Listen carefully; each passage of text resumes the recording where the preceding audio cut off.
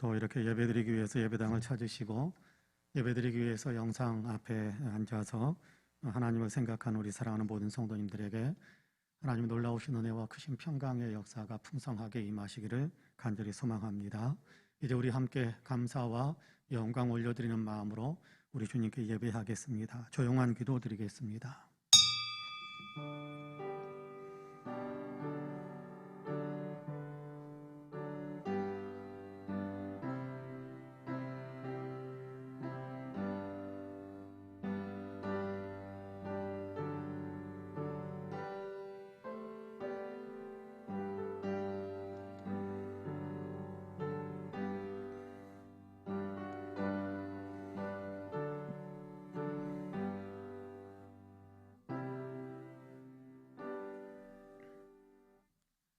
은혜로우신 아버지 하나님, 오늘도 저희로 하여금 예배하며 하나님 앞에 한 걸음 더 다가갈 수 있게 하심을 감사합니다.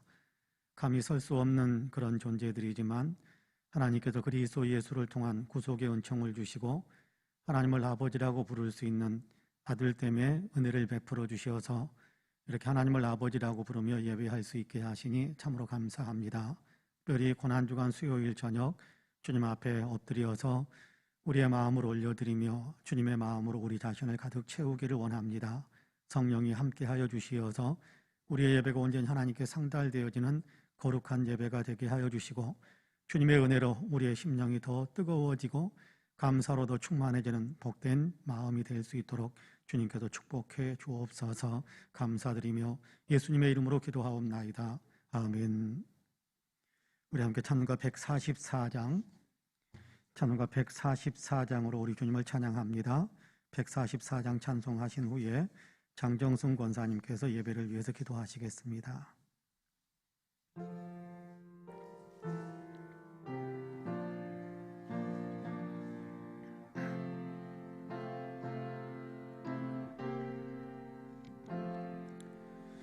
예수 나를 위하여 십자가를 질 때 세상 죄를 지시고 고초당하셨네. 예수님 나의 죄 위하여 법의 피를 흘리니 죄인 받으소서.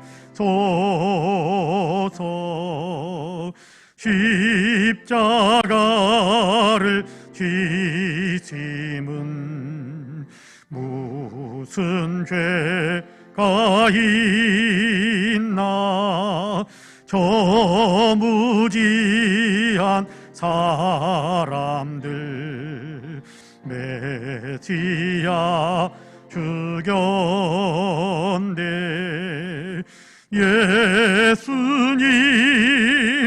예수님 나의 죄 위하여 법의 피를 흘리니 죄인 받으소서. 피와 같이 붉은 죄 없는 이가 없네. 십자가의 공로로 눈과 같이 되네. 예수님 나의 죄 위하여 법의 피를 흘리니 죄인 받으소서.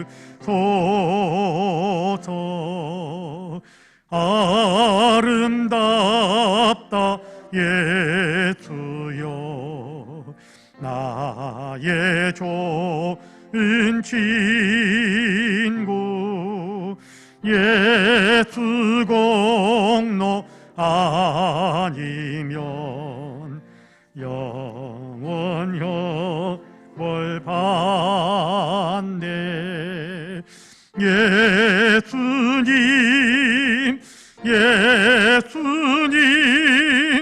나의 죄 위하여 보배 피를 흘리니 죄인 받으소서. 아멘. 함께 기도하시겠습니다. 사랑과 은혜가 풍성하신 하나님 아버지 감사합니다. 저희에게 사순절을 보내게 하시고 저희들의 죄를 대신하여 친히 고난을 담당하셨던 고난 중 안을 살아가고 있습니다.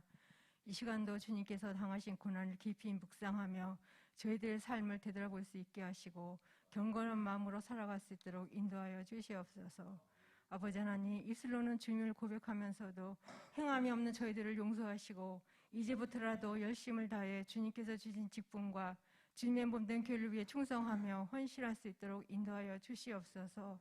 늘 말씀을 가까이 하게 하시고 십자가의 믿음의 길로 우리 안에 주님의 거룩한 형상이 온전히 이루어질 수 있도록 인도하여 주시옵소서. 전지전능하신 주님, 4월에는 코로나가 완전히 소멸되게 하시고 빛과 소금으로 가득한 세상에서 주님의 부활을 맛볼 수 있도록 인도하여 주시옵소서. 전쟁은 주님께 속한 곳이라 하셨사오니 우크라이나 전쟁이 하루속히 종전되어 더 이상 수많은 희생자들이 나오지 않게 하시고 동해안 산불로 인해 삶의 아픔을 겪고 있는 이재민들을 불쌍히 여기시고 나라와 국민들이 하나 되어 그들을 도울 수 있도록 인도하여 주시옵소서. 나라를 위해서 기도합니다. 대한민국이 다 복음화가 되게 하시고 신구 권력이 서로 상처를 주고받는 나라가 아니라 모든 국민에게 희망을 주는 나라가 되게 하여 주시옵소서. 우리 교회와 함께 하신 하나님, 진행되고 있는 고난주간 특별 새벽 기도회에도 큰 은혜를 부어주시고 우리들의 영혼에 새 힘을 얻는 송파은혜교 성도들이 다 될 수 있도록 주님께서 축복하여 주시길 믿습니다. 말씀을 들고 당에 서신 목사님께 성령님께서 함께 하셔 놀라운 은혜가 임하는 시간 되게 하시고 우리들이 온 한 마음으로 마음을 다하여 하나님께 영광을 돌릴 수 있는 귀한 예배가 될 수 있도록 인도하여 주시옵소서. 이 모든 말씀 우리를 구원하신 예수님의 이름으로 기도드립니다.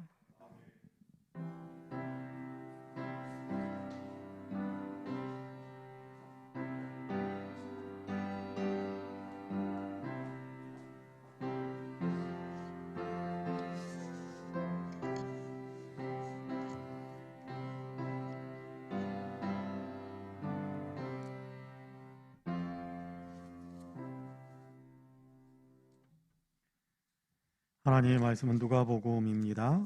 누가복음 22장 1절에서 6절까지의 말씀을 우리 한 목소리로 같이 봉독하겠습니다. 누가복음 22장 1절에서 6절까지의 말씀입니다.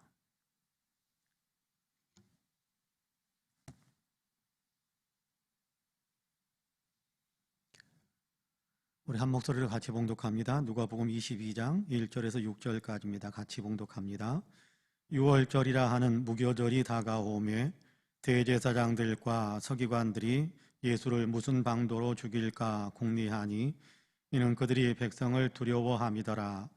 12 중에 하나인 가룟신이라 부르는 유다에게 사탄이 들어가니 이에 유다가 대제사장들과 성전 경비대장들에게 가서 예수를 넘겨줄 방도를 의논하며 그들이 기뻐하여 돈을 주기로 언약하는지라. 유다가 허락하고 예수를 무리가 없을 때에 넘겨줄 기회를 찾더라. 아멘.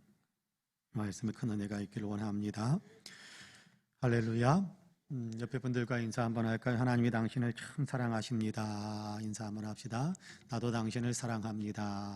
한 번 더 인사할까요? 당신 참 괜찮은 사람입니다. 네, 감사합니다.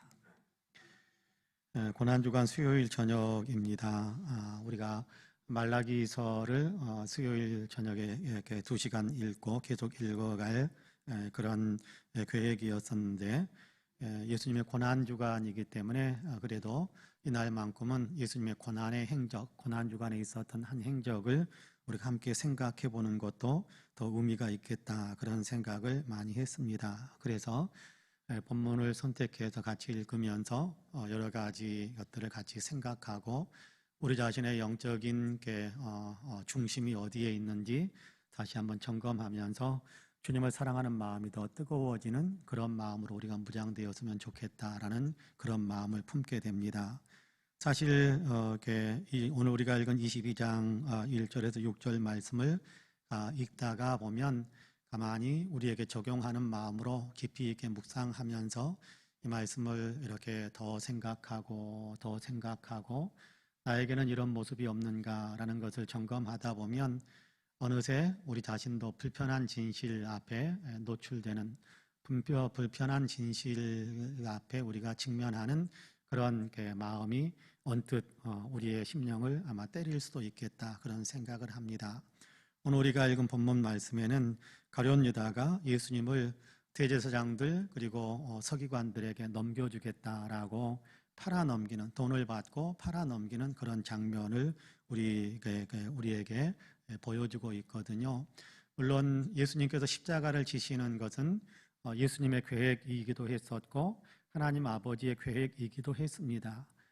그럼에도 불구하고 예수님을 십자가에 못 박는 일에 참여한 사람들, 예수님을 십자가로 몰아세웠던 사람들, 그 사람들의 어떤 행태와 그 사람들의 어떤 삶의 어떤 모습들은 우리에게 굉장히 강한 도전을 주고 있거든요. 긍정적인 도전은 아니지만 이 사람들이 이래서 예수님을 십자가에 못 박도록 넘겼구나라는 것을 생각하게 되기 때문에 우리에게는 이런 모습이 없는가라는 것을 점검하면서 내가 과연 예수님을 넘기는 사람인가, 예수님을 따르는 사람인가, 내가 예수님을 파는 사람인가, 예수님을 지키기 위해서 정말 예수님을 내 마음속에 온전히 주인으로 그렇게 모시는 그런 삶을 살려고 하는 사람인가라는 것을 우리가 다시 생각할 수 있게 됩니다. 오늘은 우리가 읽은 본문에는 가룟 유다에 대한 이야기만 나오죠. 물론 대제사장들과 서기관들에 대한 이야기도 나오기도 합니다. 그런가 하면 우리가 오늘 읽지 않는 다른 성경 복음서 여러 가지 내용들을 살펴보면 빌라도도 나오지요. 마지막 십자가 형을 언도하고 선고하고 로마 병사들에게 예수님을 넘겼던 사람은 빌라도죠. 근데 빌라도가 왜 예수님을 십자가에 못 박도록 그렇게 버렸을까? 왜 십자가에 예수님을 넘겼을까? 십자가형에 예수님을 이렇게 밀어 넣었을까라는 것을 가만히 생각해 보면 빌라도에게는 굉장한 야망이 있었는데 그 야망을 추구하다가 정의와 진실마저도 그런 외면한 채 그렇게 예수님을 십자가에 못 박으라고 내던졌다라는 것을 발견하게 되거든요. 여러분, 빌라도가 대제사장들과 서기관들, 유대인들의 어떤 함성을 들으면서 십자가에 못 박아라, 십자가에 못 박아라 하면서 그런 어떤 죽여달라라고 요청하는 그런 얘기를 들을 때 빌라도가 예수님을 신문하면서 빌라도가 깨닫게 되는 것이 있었어요. 알게 된 것이 있었어요. 그게 뭐냐 하면 예수님에게는 죄가 없다라는 겁니다. 이 사람에게 내가 신문을 했는데 이 사람에게서는 아무런 죽일 죄를 나는 발견하지 못했다라고 백성들에게 분명하게 공표까지 했던 사람이 빌라도입니다. 그럼에도 불구하고 백성들의 십자가에 못 박아라, 죽여라 라고 아우성치는 소리에 내밀려서, 왜냐하면 저들이 저렇게 민심이 저렇게 흘러가고 있는데 거기에 역행해가지고 내가 버티다가는 아마 이렇게 밀란이 일어나면 황제에게 이렇게 좋지 않은 보고가 올라가게 될 것이고 내 정치 인생에 마이너스가 될 수도 있겠다라는 어떤 그런 생각을 하게 된 거거든요.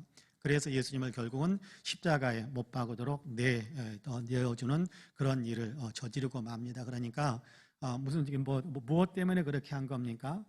정의를 생각한다면, 정말 진실을 생각하고 정의를 생각했다고 한다면 그는 아니다. 아무리 여러분이 그렇게 아우성을 치고 그렇게 함성을 질러도 죄가 없는 사람은 어떻게 십자가에 못 박느냐, 그럴 수는 없다라고 선을 그었다면 그는 만대에 빛나는 아마 그런 이름으로 우리에게 기억이 될 텐데, 민심에 떠밀려서 나의 정치적인 야망과 야욕을 위해서는 이때 그냥 정이고 뭐고 살짝 눈 감고 넘겨주는 것이 좋겠다. 그래서 예수님을 십자가에 못 박도록 내어준 사람이 빌라도 아닙니까? 여러분, 이런 어떤 빌라도의 모습은 빌라도에게만 있는 것은 아니다라고 저는 생각을 종종 합니다. 우리에게도 그런 모습이 있지 않을까 그런 생각을 하게 되거든요. 나의 이익을 위해서 정의를 눈 감아버리고 나의 야망을 위해서 진실을 외면해버리는 그런 마음이 있다고 한다면, 그런 삶을 살아간다고 한다면 어느 순간 우리는 예수님을 십자가에 떠밀어버린 빌라도와 동일한 길을 걷는 사람들이 될 수도 있겠다, 그런 생각을 해봅니다. 오늘 우리가 읽은 본문에는 대제사장들과 서기관들에 대한 이야기도 나오지요. 사실 오늘 우리가 읽은 본문을 다시 한번 깊이 더 생각하면은 가룟 유다가 예수님을 팔아넘기게 되는 어떤 그런 장면을, 팔아넘기는 그런 장면을 이야기하고 있습니다.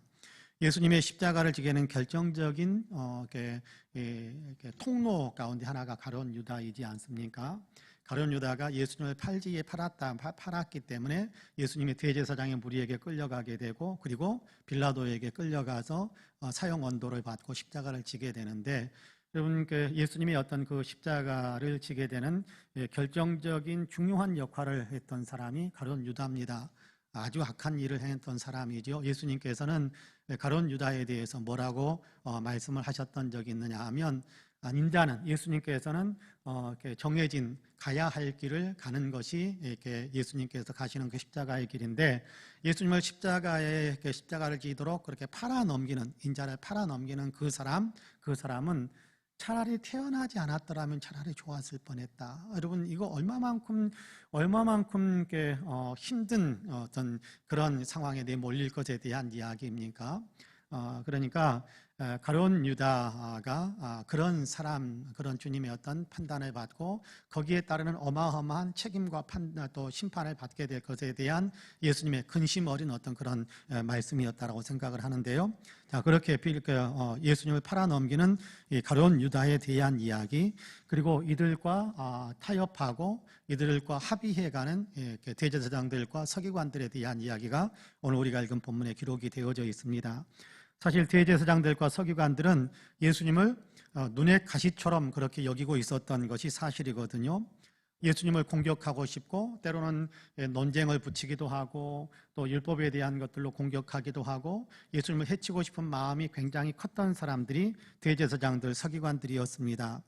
그런데 함부로 공격을 하지 못했어요. 예수님을 향해서 예수님께 손을 대지 못하고 있었습니다. 왜냐하면 백성을 두려워했다, 그렇게 이야기하는데, 2절 말씀을 여러분 같이 한번 읽어볼까요? 2절 말씀 같이 한번 읽어봅시다. 시작. 대제사장들과 서기관들이 예수를 무슨 방도로 죽일까 궁리하니 이는 그들이 백성을 두려워함이더라, 그렇게 이야기하고 있습니다. 대제사장들과 서기관들이 예수님을 죽이고 싶어 했다, 그런 얘기죠. 예수님을 죽이고 싶어 했다라는 겁니다. 이들이 예수님을 죽이고 싶어하는 결정적인 이유는 시기심 때문이었습니다. 시기심, 예수님이 자기들보다 백성들의 더 지지를 많이 받는다라는 것이 그들의 시기하는 가장 결정적인 이유였어요. 물론 예수님께서 때로는 성전을 헐라, 내가 3일 만에 다시 세울 것이다 라고 이 말씀하시고 하고, 성전에서 이렇게 장사하는 사람들의 그 모든 것들을 막 뒤집어 엎기도 하고, 그렇게 가면서 성전에 대한 고유한 권한과 성전을 의지해서 자기들의 권위를 내세우고 있는 대제사장들, 이 무리들에게 굉장히 미움을 받는, 안 되겠다, 졸순분자다, 제거해야 되겠다, 그런 마음을 품게 되는 그 결정적인 일들이 있었기도 하지요. 또 서기관들이 율법의 선생들인데, 율법의 가르침은 진짜 가르침, 하나님께서 율법을 주신 본래적인 의미는 이런 것이다라고 하면서 서기관들이 해석하는 율법의 해석이 잘못되었고, 하나님께서 말씀하시는 율법의 본래적인 의미는 이런 것이다라고 재해석해주는 그런 일들을 들으면서 서기관들은 자신들의 권위와 명예가 실추되는 것을 느끼면서 시기하는 거지요. 그래서 대제사장들과 서기관들이 시기심으로 그렇게 예수님을 죽음의 길에 이렇게 넘기려고 계획을 세우고 있는 겁니다. 사실 이 시기심 때문에 이들이 예수님을 넘겼다라는 것은 빌라도가 간파하고 있었거든요. 예수님을 넘겨줄 재판정에 세울 때 빌라도가 뭐라고 그렇게 마음에 있는 내용들을 성경에 기록하고 있느냐 하면, 이는 저들이 예수님을 이렇게 놓아주고 싶어서 예수를 놓아줄까 바라바를 놓아줄까 그렇게 물을 때 그 배경에는 뭐가 있었느냐 하면, 대제사장들과 서기관들이 시기심 때문에 예수님을 이 재판정에 넘겼으니까 백성들 앞에서 이 장단간의 선택을 하라 그렇게 하면 백성들은 더 선한 사람, 더 좋은 일을 많이 한 사람인 예수님을 놓아달라라고 그렇게 요구를 할 것이다라는 그런 기대감을 가지고 있었던 것 같아요. 그래서 이야기했는데 대제사장과 서기관들이 뒤에서 또 조종을 해가지고 바라바를 놓아달라고 하고 예수님은 십자가에 못 박게 하자라고 외치는 그런 일들이 있었습니다만은, 어쨌든 대제사장들과 서기관들은 시기심 때문에 예수님을 죽이려고 그렇게 했던 겁니다.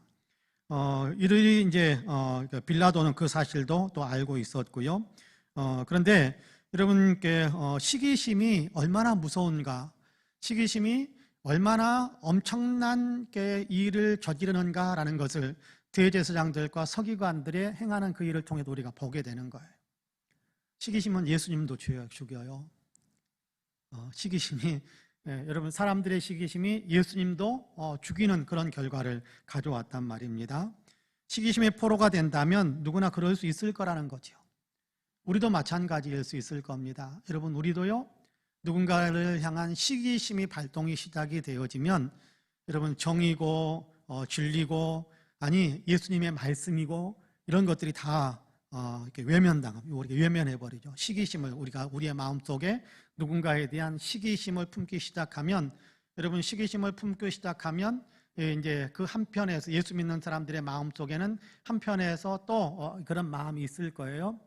사도 바울은 그런 얘기하죠. 내 마음에 죄로 끌고 가려고 하는 마음, 또 선으로 나아가려고 하는 두 마음이 내 안에 싸운다라는 것에 대한 얘기를 했는데, 시기심이 발동이 될 때면, 여러분, 미워하는 어떤 마음들이 발동이 될 때면 필연적으로 성령께서 예수 믿는 사람들 마음속에는 그런 마음을 넣어줄 거예요. 예수님이 사랑하라고 하셨는데. 근데 시기심이 더 내 자신을 지배하게 되고 미워하는 마음이 내 자신을 더 지배하게 되면 예수님을 내 마음에서 지워버려요. 내 마음에서 예수님을 지워버려요. 예수님의 말씀이 사라져버려요. 없어져버려요.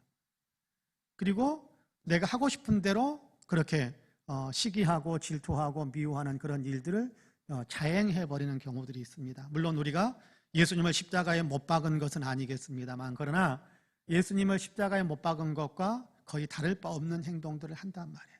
사람들에 대해서, 내 옆에 있는 사람들에 대해서 내가 누군가를 시기하면 예수님이 그 순간은 사라져버려요.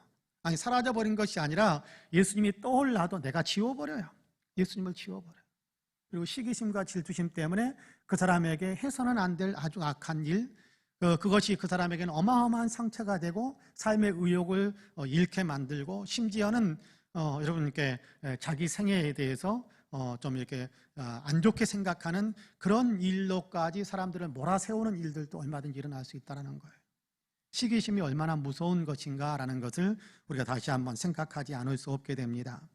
여러분께 오늘 우리가 읽은 본문에 보니까 시기심을 가지고 있었음에도 불구하고 함부로 하지 못했던 그런 대제사장들과 서기관들이 예수님을 향해서 함부로 하지 못했던 것에 대한 얘기를 들려주고 있습니다. 왜냐하면 시기심보다 두려움이 그들을 더 강하게 사로잡았던 것 같아요.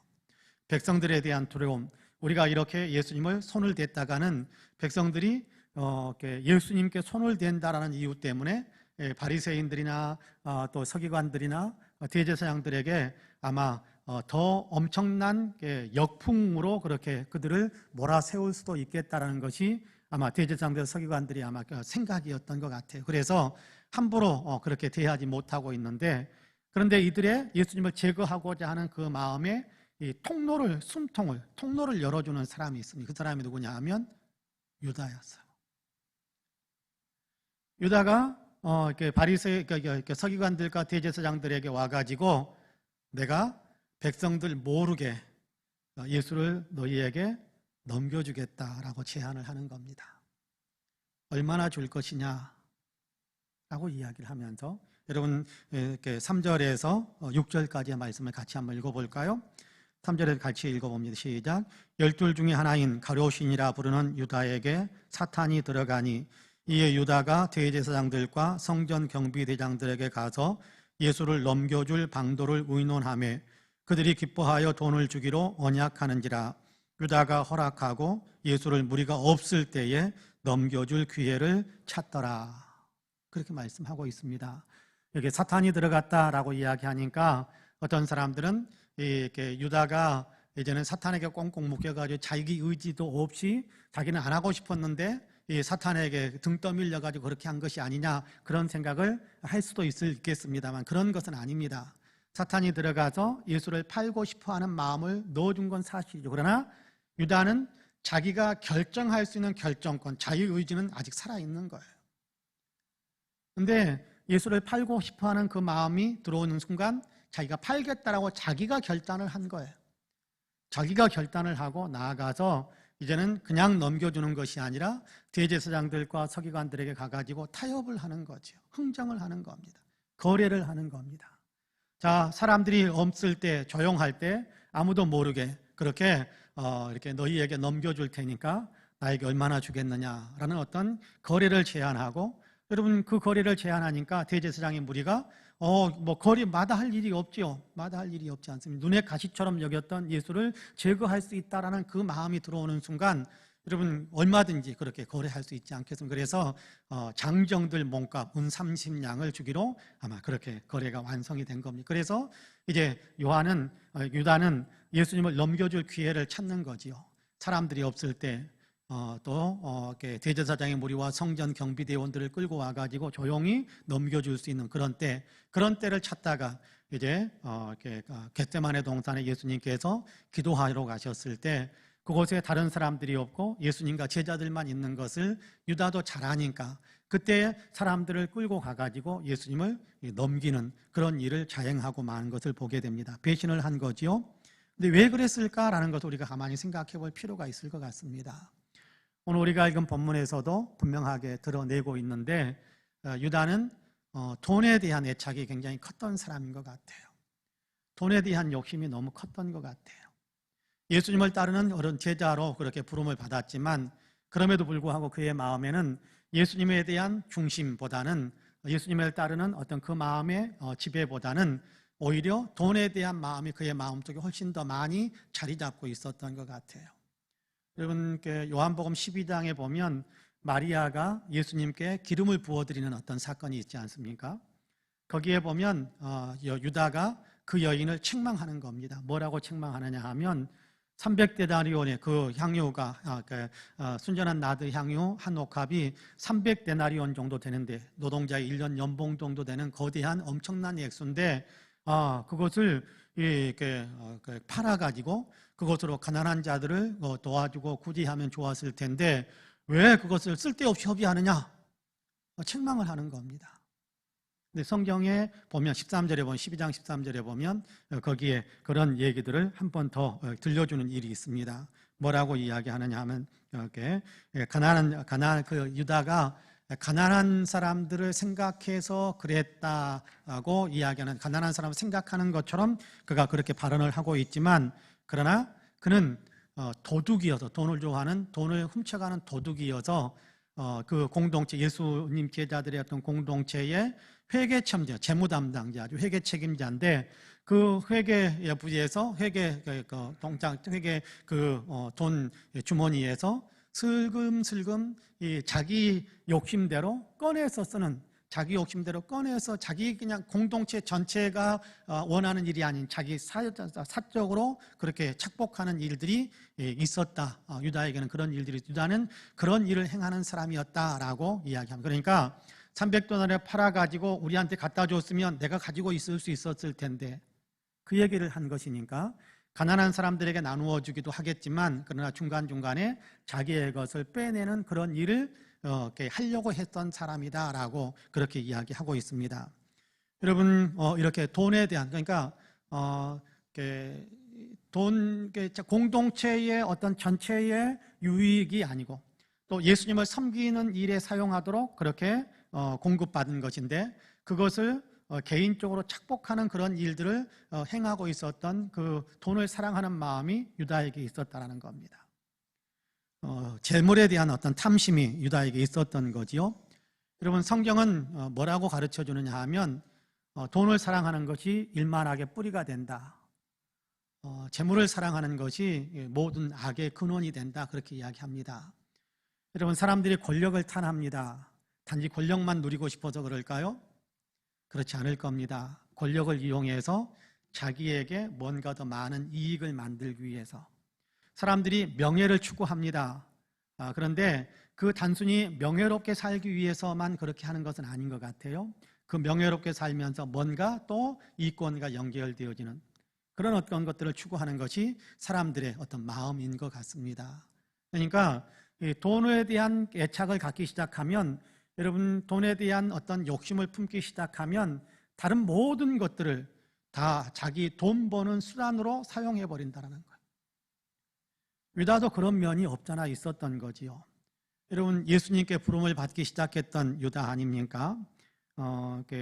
예수님의 부름을 받아가지고 예수님을 따라서 그래서 예수님과 동행하면서 예루살렘까지 올라온 사람이 유다입니다. 예수님의 가르침을 많이 받았었고 또 예수님의 신임도 받았었고 더 나아가서 예수님이 행하시는 놀라운 기적들도 수없이 봤던 사람입니다. 그런데 그 예수님이 어떤 분이신가라는 것에 대한 그 생각과 그 마음을 자기 안에 가득 채웠다고 한다면 탐심에 대한 마음을 몰아낼 수 있었을 거예요. 그런데 예수님에 대한 생각을 자기의 마음에 가득 채운 것이 아니라 탐심의 마음을 자기 안에 더 가득 채우고 있으니까 예수님에 대해서 알고 예수님에 대해서 보고 예수님에 대해서 듣고 예수님이 행하시는 것들에 대한 어떤 증거들은 부수적인 것으로 그렇게 전락하고 만 겁니다. 예수님을 따라서 예루살렘까지 올라왔을 때에도 유다는 그런 생각을 했을지 몰라요. 예수님을 따라서 예루살렘에 올라가면 다른 제자들도 그랬지 않습니까? 예수님이 왕이 될 것이고 그럼 우리는 한 권력하는 사람들이 될 수 있을 것이다 라는 생각을 했었는데 유다도 아마 같은 생각을 하고 있었을 거예요. 그러면 그 한 권력을 하게 되면 뭔가 자기의 많은 것을 채울 수 있다는 어떤 기대치를 가지고 있었겠지요.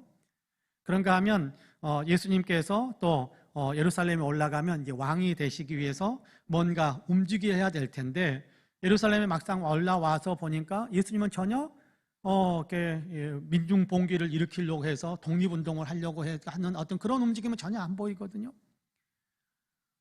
도리어 예수님은 내가 이제 십자가에서 내가 이제 이방인들의 손에 넘겨져서 죽게 될 것이다 라고 이야기를 하면서 그리고 상황을 보니까 예수님이 아무런 뭔가 백성들을 선동하는 어떤 일들을 전혀 하지 않는 것을 보면서 진짜 예수님이 죽을 수도 있겠다. 정말 힘없이 그냥 무기력하게 죽을 수도 있겠다. 그러면 3년 동안이나 따라와 가지고 나는 무엇을 얻는단 말인가?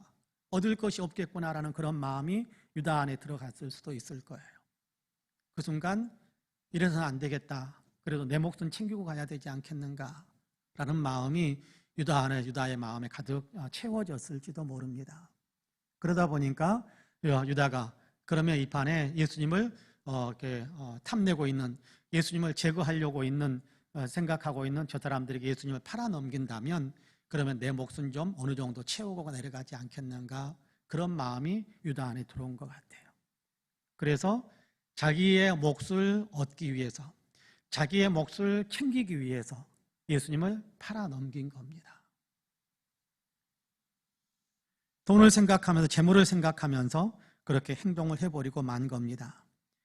결코 그렇게 해서는 안 되겠지만 그럼에도 우리도 그럴 수 있을 것 같다라는 생각을 많이 해봅니다. 여러분 그렇지 않겠습니까? 우리가 주님께서 우리에게 돈은 필요 없는 것이다라고 말씀하지 않습니다. 여러분 돈 벌기 위해서 일할 필요 없다라고 말씀하지 않으세요.創세기의 어떤 가장 기본적인 우리 사람을 창조하시면서 하나님께서 우리에게 명하신 것 가운데는 일하는 거예요. 여러분 안식일법에 대해서도 그렇게 말씀하죠. 엿새 동안은 힘써 일하고 안식일은 거룩히 구별해 하나님께 예배하면서 거룩히 지켜야 된다라고 이야기합니다.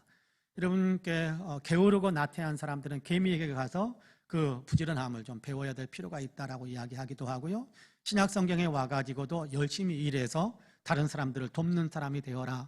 다른 사람 어떻게 돕는 겁니까? 열심히 일해서 경제적인 이익을 얻고 물질을 얻고 그리고 그것을 가지고 다른 사람들을 돕고 또 일상생활에 필요하고 여러분 그런 내용들이 이렇게 성경의 가르침이 그러니까 재물이 필요 없다거나 재물 자체가 불의하다거나 재물 자체가 악이다거나 그런 얘기를 성경은 절대 가르치지 않습니다. 재물은 선한 거예요. 선하게 쓰면. 악하게 쓰면 악한 수단이 되어버립니다만은 재물이나 돈이라는 것은 우리가 열심히 노력해서 얻어야 될 재화입니다.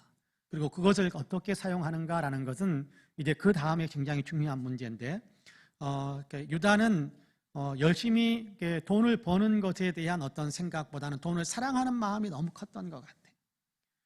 돈에 대한 애착, 야망, 탐심이 너무 커서 돈을 이렇게 주님보다 더 높이 올려놓고 그리고 돈을 얻는 일이 된다고 한다면 주님도 무시하고 팔아넘기는 그런 일을 저지르고 만 거지요.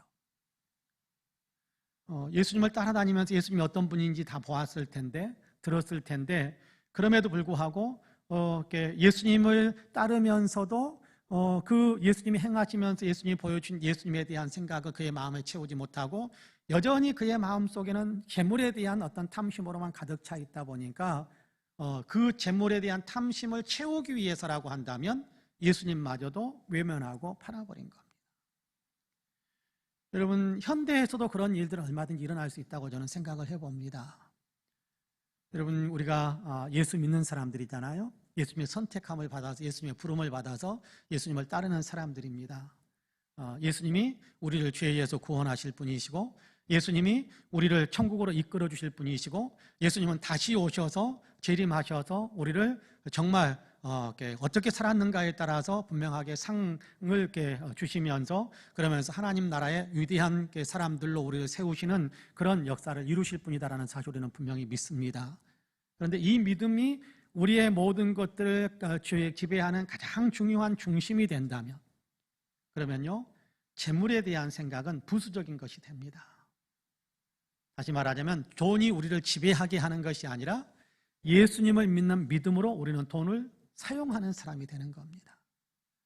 그런데 탐심에 의해서 찌들려 버리면 예수님을 믿는 것은 돈을 더 많이 벌기 위한 수단이 되어버리는 거예요. 탐심이 우리를 지배하게 되면 탐심이 우리의 중심에 자리 잡게 되면 예수 믿는 것마저도 돈 벌기 위한 수단이 되어버려요. 그러다 보면 돈이 안 되면 예수님을 버리는 거예요. 재물을 못 얻으면 예수님을 포기하는 거예요. 여러분 그런 일들이 얼마나 많이 일어나고 있는지 몰라요. 한국 교회에 그런 부분들이 참 많이 다른 나라들은 제가 잘 모르겠습니다만은 한국 교회의 여러 성도들 가운데서 여러분 그런 일들을 많이 봅니다. 예전에 제가 부교역자로 섬기고 있을 때 예배를 참석하지 않는 사람들 오랫동안 예배를 참석하지 않는 사람 신방해가지고 잠깐 대화를 하다 보면 결정적인 이유는 그거예요. 예수 믿어도 되는 일이 없어서 이제 안 나갑니다. 예수 믿어도 되는 일이 없어서 되는 일이라는 게 뭐예요? 사업이 안 되고 장사도 잘 안 되고 예수 믿으면 사업도 잘 되고 장사도 잘 되고 그냥 승승장구할 줄 알았는데 승진도 잘 안 되고 예수 믿어도 되는 일이 없어가지고 너 이제 교회 그만 나갑니다. 그렇게 이야기하는 분들을 종종 이렇게 경험했던 적이 있습니다. 그러니까 교회 와가지고 예수님을 믿는 예수님이 어떤 분이신지 우리에게 어떤 은혜를 베푸시는지에 대한 것을 많이 듣고 많이 내 안에 채웠음에도 불구하고 그럼에도 불구하고 예수님을 알게 되고 예수님을 믿고 예수님을 채우는 그 마음보다 더 크게 내 마음 한구석에다가 중앙에다가 재물에 대한 생각을 늘 가지고 있으니까 항상 예수님은 부수적인 존재가 되어버려요. 그러다가 정말 예수님을 버리게 되고 그리고 그 다음에는 어떻게 될지 암담하게 보이는 어떤 그런 일들을 경험하기도 했었는데요. 여러분 유다가 남의 일처럼만 여겨져서는 안 될 것 같고요. 유다의 모습을 보면서 우리가 경각심을 가져야 되는 거예요. 경각심을 가져. 나에게는 혹시 이런 마음은 없는가? 나는 혹시 이런 생각을 하고 있는 것은 아닌가? 그 생각을 해보는 거예요. 나에게 주 예수보다 더 귀한 것은 없네. 이 마음이 정말 내 마음의 중심에 자리 잡고 있는 것인지 아니면 세상에 속해 있는 이런저런 것 때문에 아이고 예수님은 잠깐 뒤로 물러나 계시고 잘 되면 그때 다시 제가 예수님 찾을게요. 그런 마음이 우리에게 혹시라도 있다고 한다면 여러분 우리는 유다와 다른 사람이다라고 그렇게 주장할 수는 없을 것입니다. 오늘 고난주간 수요일인데요. 가만히 한번 우리 자신을 돌아보는 겁니다. 저는 여기 계신 모든 분들, 영상으로라도 수요일 저녁 예배를 같이 드리는 모든 분들이 가룟 유다와 같다고 저는 생각하지 않습니다. 가룟 유다와 같다고 생각하지 않습니다. 정말 예수님을 주인으로 모시고 예수님을 중심에 세우고 그리고 뭐 재물이니 명예니 권세니 이런 것들은 부수적인 것, 주님을 섬기기 위한 도구로 필요 있으면 사용하고 없으면 뭐 사용하지 못하고 그렇지만 주님 섬기는 그 마음은 변함없이 마음 중심에 굳게 세우는 그런 믿음의 사람들로 저는 서 있다고 저는 분명히 확신합니다. 그럼에도 불구하고 종종 우리의 마음속에 도전해 들어오는 생각들이 일어날 때가 있습니다. 야, 이거 잠깐만 예수님을 잠깐만 이렇게 가리고 있으면 잠깐만 조금만 좀 가리고 있으면 너에게 이런 것들이 생길 수 있는데 그 마음들이 우리에게 들어올 수 있을 거거든요. 그럴 때 그 마음에 끌려가서 한 걸음 떼기 시작하면 두 걸음 따라가게 되고요. 두 걸음 따라가면 세 걸음 가야 되고요. 세 걸음 따라가다 보면요. 네 걸음 더 걸어가야 되고요. 그런 일들이 많이 생깁니다. 여러분 유다가 처음부터 돈을 많이 사랑했을까요? 그러지 않았을지도 모릅니다. 예수님을 따르기 시작하는 처음 예수님의 부름을 받고 유다가 예수님 믿고 돈 많이 벌어야지 그런 마음이었을까요? 물론 그런 마음이 없잖아 있었을 수도 있겠지만 그러나 처음 예수님을 만나서 예수님과 같이 지내는 어떤 그 순간의 어떤 행복과 기쁨은 유다도 똑같이 컸을 거라고 그러니까 계속 따랐겠지요. 그러다가 욕심에 대한 어떤 생각들, 재물을 만지다 보니까 탐심에 빠져서 하지 말아야 될 일을 하게 되고 한 번, 두 번 하다 보니까 어느덧 그것이 자기 마음의 가장 큰 부분이 되어버렸고 그러다 보니까 재물을 얻는 것이라고 한다면 무엇도 가리지 않고 서슴없이 그렇게 자행하는 사람으로 변질됐을 것이다라고 생각을 해봅니다. 여러분 우리 모두는 다 어떤 마음으로 예수님을 따르기 시작했는지 모릅니다. 그러나 예수님을 믿고 예수님을 만나고 예수님으로 인해서 얻게 된 그 놀라운 생명과 기쁨과 평화와 희망과 비전 이런 것들이 우리 안에 있으니까 여러분 이것을 항상 가장 중요하게 여길 수 있는 그 마음이 되기를 간절히 원합니다. 여러분 재물은 주님을 섬기는 데 필요한 도구일 뿐이지 재물은 주님보다 높은 것은 아닙니다. 우리 찬송가 그렇게 하잖아요. 주 예수보다도 귀한 것은 없네. 세상 부귀, 세상 명예, 세상 영광 다 예수님 섬기는 것보다 중요한 것 아니다. 그것들보다 예수님 섬기는 것이 더 중요하다. 우리 그렇게 찬송하는데 여러분 우리의 마음을 예수님 중심으로 다시 한번 더 돈독하게 세우는 귀한 역사가 있게 되기를 간절히 원합니다. 사순절 또 고난주간 우리가 주님의 고난을 많이 생각하는 이유는 주님이 나를 위해서 이 엄청난 고난을 당하셨는데 나도 주님을 따라가고 주님을 닮아가기 위해 내 자신을 바꾸겠습니다. 바꾸는 것이 좀 힘들더라도 고난이 따라오는 것처럼 보일지라도 그럼에도 불구하고 주님 따르는 것 힘들더라도 그렇게 주님을 따르겠습니다라면서 한 걸음 한 걸음 주님 쪽으로 더 가까이 가는 것이 고난주간의 더 중요한 의미입니다. 그것이 우리를 더 힘든 어떤 인생을 걷게 하고 마음이 몸이 여러 가지 활동하는 것이 좀 힘들더라도 그러나 주님 중심으로 더 내가 가까이 다가가기 위해 영적으로 더 결단해가는 그런 과정들이 어떻게 보면 고난주간에 보다도 중요한 고난주간을 지키는 어떤 신앙이라고 저는 분명히 생각하는데요.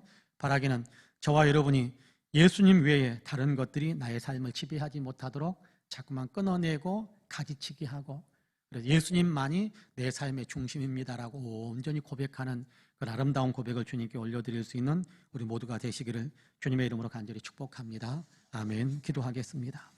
은혜와 사랑이 풍성하신 하나님, 유다의 모습을 보고 대제사장들과 서기관들의 모습을 보고 빌라도의 모습을 봅니다. 그들이 예수님을 십자가로 내몰았는데 물론 주님께서 그들의 어떤 방법들, 그들의 수단들을 사용하셔서 주님께서 이렇게 이루시길 원하는 인류 구속의 역사를 이루는 과정이었습니다마는, 그러나 예수님을 그렇게 배반하고 외면하고 시기하면서 그렇게 예수님을 십자가에 이렇게 못 박았던 사람들의 이렇게 안타깝고 추한 모습이 아름답게 미화될 수는 없다라는 것을 저희들은 잘 압니다. 그런데 혹시라도 우리에게 그런 모습이 있지는 않는지 가만히 생각을 해봅니다. 주님, 우리의 마음속에 주님 중심이 되지 못하게 만드는 모든 것들은 끊어낼 수 있도록 날마다 우리에게 은혜의 은혜를 더하여 주옵소서. 주님을 따라가는 데 방해가 되는 것은 온전히 끌어내고, 주님을 사랑하는 데 방해가 되는 것들은 다 하나님께 돌리고, 주님보다 더 사랑하는 것 없이 주님만 가장 많이 사랑하는 그런 마음으로 우리가 더 든든히 설 수 있도록 은혜를 베풀어 주옵소서. 시기심이 우리를 공격해 오더라도 그럼에도 불구하고 나는 주님을 따라가야 되는 사람이다라는 분명한 고백을 할 수 있도록 도와주옵시고, 하나님, 야망을 위해서 달려가는 길에 주님이 이렇게 방해 또 이렇게 장애가 되는 것처럼 느껴지는 그런 순간이 된다면, 우리는 그 장애처럼 보이는 예수님을 위해서 차라리 야망을 포기할 수 있는 그런 마음들을 가질 수 있게 하시고, 재물과 또 돈 때문에 주님을 외면하고 팔아넘기는 그런 마음이 아니라, 차라리 재물을 얻지 못하는 한이 있더라도 나는 주님을 믿고 주님을 따르겠습니다라는 믿음의 고백이 우리에게 항상 있도록 주님 도와주옵소서. 그래서 주님이 내 삶을 지배하고 나는 온전히 주님을 따라가는 거룩한 믿음의 사람으로 더 든든히 서는 그런 영적인 삶을 살아가는 우리 모두가 될 수 있도록 은혜의 은혜를 더하여 주옵소서. 고난주간 마음의 주님을 더 많이 생각할 수 있게 하셔서 감사합니다. 마음의 주님을 더 많이 사랑할 수 있는 마음 주셔서 감사합니다. 이 마음, 이 사랑이 더 뜨거워지게 하셔서 항상 우리가 예수님께서 기뻐하시는 믿음의 삶을 살아가는 참 제자로 더 견고하게 서갈 수 있도록 축복해 주옵소서. 이제는 우리 구주 예수 그리스도의 은혜와 아버지 하나님의 놀라우신 사랑과 성령님의 감동 감화 충만케 역사하심이 수요일 저녁 예배를 하나님께 영광을 올려드리고 있는 우리 사랑하는 모든 성도님들과 가정, 그리고 아름다운 신앙 공동체 우리 송파은혜교회 위에 이제로부터 영원토록 함께 하시기를 간절히 축원하옵나이다. 아멘. 함께 기도하시고 자리에서 일어나시면 좋겠습니다. 같이 기도하시겠습니다.